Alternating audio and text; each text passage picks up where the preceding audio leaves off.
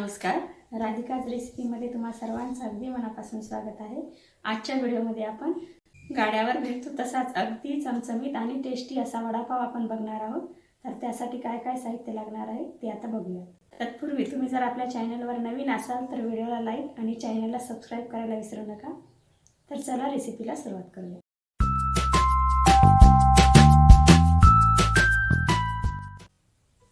वडापावसाठी लागणाऱ्या साहित्यामध्ये बघूया।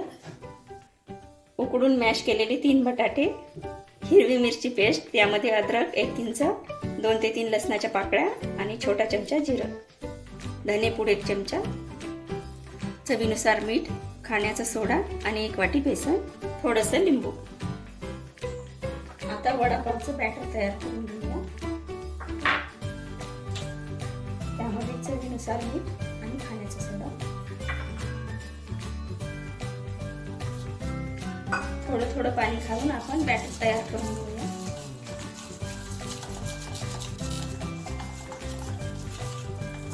बॅटरमध्ये थोडीशी हळद,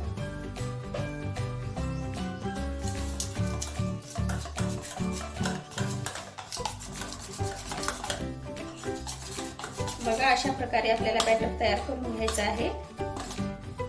आपलं बॅटर तयार झालेला साईडला ठेवू। आपण गॅसवरती पॅन ठेवलेला आहे, त्यामध्ये आता तेल टाकूया 1 पळी, त्यामध्ये मोहरी घालूया,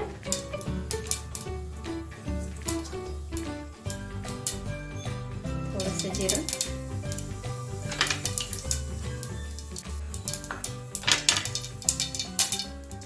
बटाटा घालूया, मिरची पेस्ट,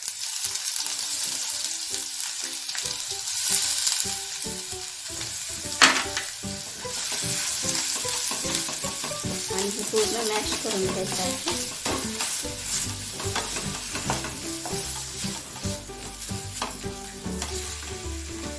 त्यामध्ये धनेपूड, चवीनुसार मीठ,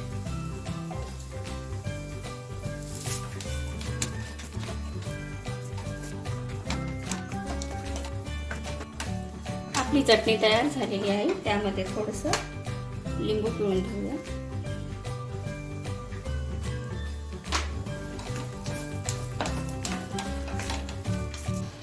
आता खाली उतरवून घेऊया, थोडीशी कोथिंबीर घालूया। आता आपण वड्यासाठी लागणारे गोळे तयार करून घेऊया आणि नंतर तळून घेऊया।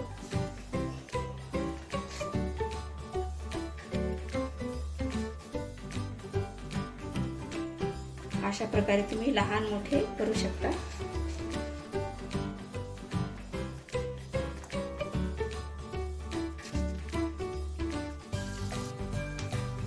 आता आपण वडी तयार करून घेऊया।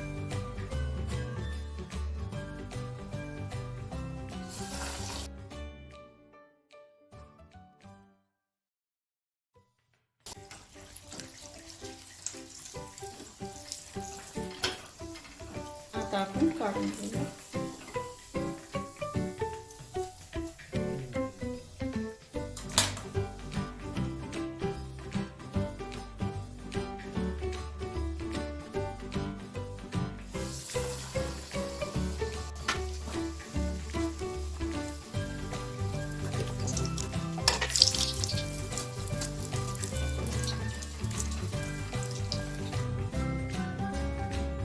आता आपल्याला असं बॅटर टाकून चुरा करून घ्यायचा आहे चटणी करण्यासाठी।